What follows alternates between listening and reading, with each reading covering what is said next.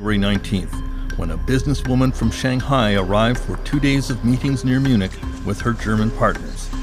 After she was diagnosed a few days later, her contacts were quickly traced and tested, and the first cluster of infected Germans was identified and isolated. Dr. Uwe Janssens leads the German Intensive Care and Emergency Medicine Association.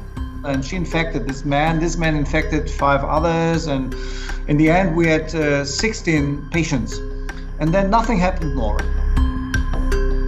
Then came spring break, when many German and Italian students make their way to the alpine villages of Austria to go skiing.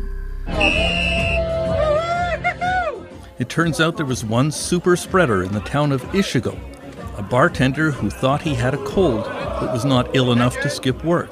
He infected hundreds of young people, including many Germans. Martin Sturmer is a German biochemist who was himself caught up in the epidemic. Yeah, we've been to Austria for skiing, and 2 days before we left our holidays, we got a message that the complete region of Tyrol is called the risk area. And when we came back, because my wife and I, we work for a medical lab, and they said, before you come back to the lab, you have to be in quarantine, and we will have to do a test. And so we did a test, and it was positive. He just kept going to work. I guess he didn't feel sick enough to stay at home. Yilmaz Gulum reports for Austrian Public Broadcasting. There was not yet an understanding of what could happen. Up to 50% of people who have the virus don't show any symptoms at all, and a very large number of people show only very, very mild symptoms. Now, it depends on the capacity of a country to test. How many people can a country test per day to isolate the people that are infected, to isolate them from the rest of us? Chancellor Angela Merkel, a scientist by profession, was the first Western leader to take action about COVID-19.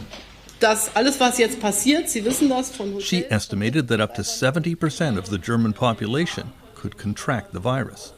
That was the first time that for me, my perception of the whole situation changed. And when she said up to 70%, I just made a quick calculation in my head that if 1% of infected people die, which was at the time the assumed fatality rate, but all right, 70% of Germany and 1% dies, that means roughly 500,000 people will die in Germany.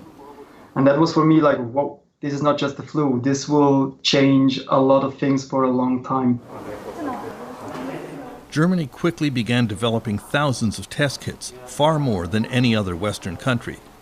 Germany has ramped up quickly and is now testing 500,000 people per week. For instance, everybody coming from Italy or from skiing or from the risk area in Italy, he was isolated and was tested, and everybody surrounding the family was isolated. So I think at the moment, this led to the point that we don't have so many old people getting infected. So if you look at our overall positively tested population, you see many younger people below at the age of 60 which have been tested positive, and therefore we have not so much severe ill people in our population, in our testing population. And everyone just started to test, to establish the test.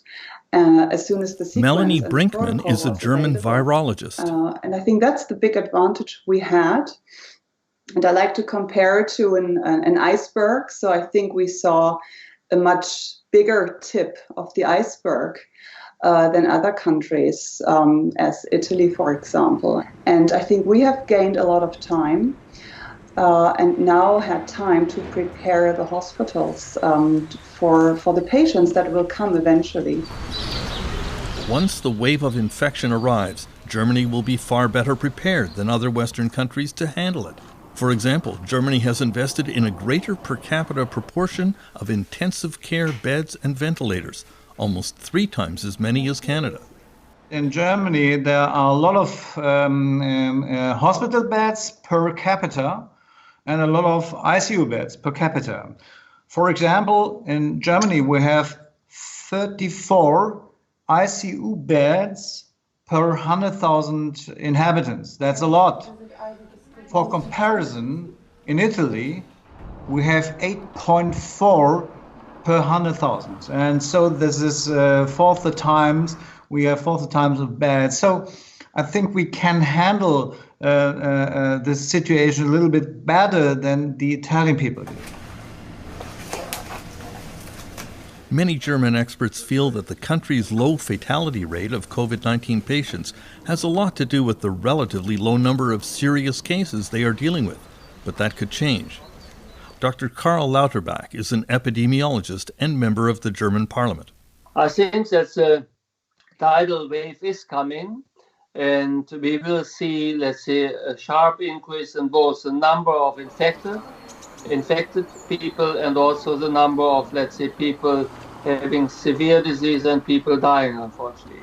So that will happen. But I do assume that we will not get close to the numbers, I hope at least, that we unfortunately currently observe in France, Spain or Italy. So I was lucky at the end, and but I think it hasn't changed my point or my view on the complete epidemic. We should respect the virus, should respect the illness, but we don't have to be at the panic mode and don't have to fear this infection.